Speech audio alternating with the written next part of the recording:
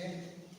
And I want you to think about the first time you did something that you were not supposed to do.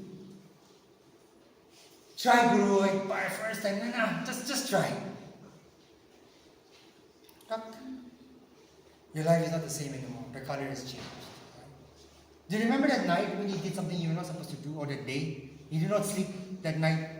Guilty. Scared. I did something I was not supposed to do. What happens after a few days? I didn't even try. First time, people taste bad. Right? What happens now? God is getting a little darker. Your skin is getting a little thicker. You get a little used to it. Okay, do you try this? Try. Huh?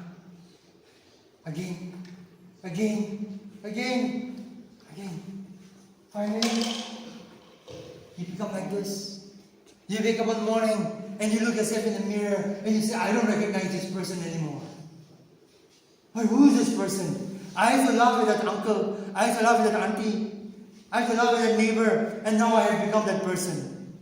You feel so guilty because you're not supposed to live like this. You feel ashamed. You're restless. You're insecure. You're not happy. You don't sleep at night. You go to a camp.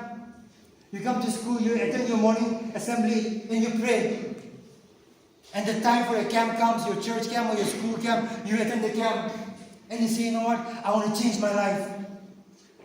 I'll confess my sin. Okay, I'll confess my sin.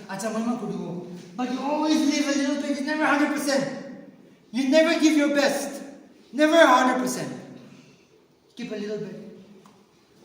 And what happens? You pray. You confess. You fast. You go to prayer house. Nothing changes. And you're asking, nothing changes. It's still the same. Why? Because it's not 100%. You give me 50%. You give me 75%. You're not surrendering completely. Most of you are here like that. I know you pray. I know you love Jesus. I know you sing in the church. I know you're part of the worship team. I know you read the Bible. But it's never 100%. Never. What happens? You go to another camp, try again. Same routine. Talk, same. What happens? You know, friends, when I was younger, when I was in school, in college, I was a good kid. I was a good kid. I never hurt anyone. I never troubled anyone. But within myself, I was so good at hurting myself. I made a lot of mistakes in my life. I reached a point where I wasn't happy. Everything I did not satisfy me. I'm not kidding. Did not satisfy me. I was living alone in a house. I used to always lock the house and stay alone. I used to just be so grumpy. Even my clothes, I never used to wear white and bright colors. Because I just didn't want, I used to wear like dull colors all the time.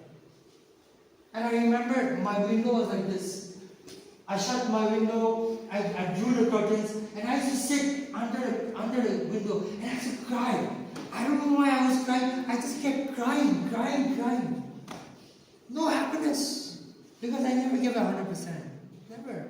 It was always 50, 80, like teasing God. Always playing with God, you know. Then one day I thought, you know what?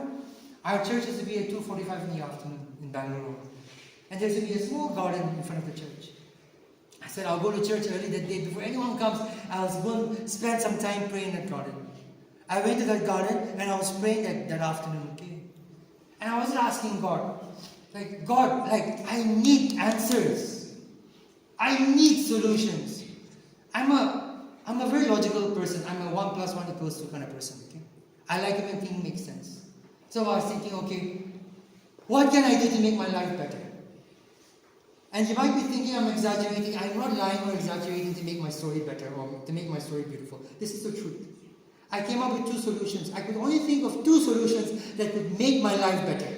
Solution number 1. If I could take everything that I've done, all the mistakes that I've made, and dump it on someone.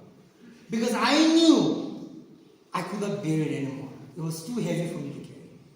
Solution number one is I could take everything and transpose it to that person. And number two, that person has to be a perfect, spotless person. And what?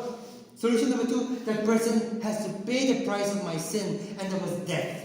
That person has to die for me. Because that's the only solution. Somehow in my heart, I was convinced that I deserved death because of my sins. You know what? At that point of time, I was about what? Almost 20 years old? For the first time in my life, I understood the meaning of the cross. That's exactly what Jesus did. This is exactly what he did. He said, everything that you have done, give it to me. I will take it for you. Okay? I will take it for you and I will die for you. All the sins, all the moila in your life, I will take it and I will pay the price. You know what? I will give you new life.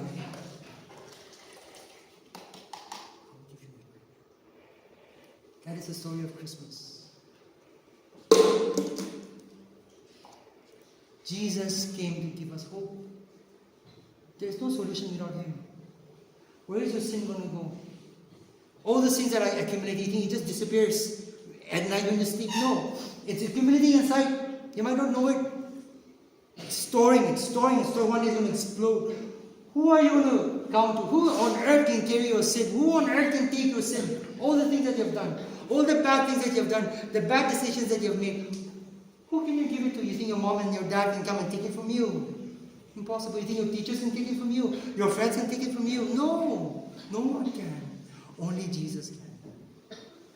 This is a story of hope. It's a story of life. Story of redemption. You and I have a choice. You don't have to pay the price for your sin. Because God so loved the world that He sent His only begotten Son, that whosoever believes in Him should not perish but have everlasting life. That is the story of Christmas.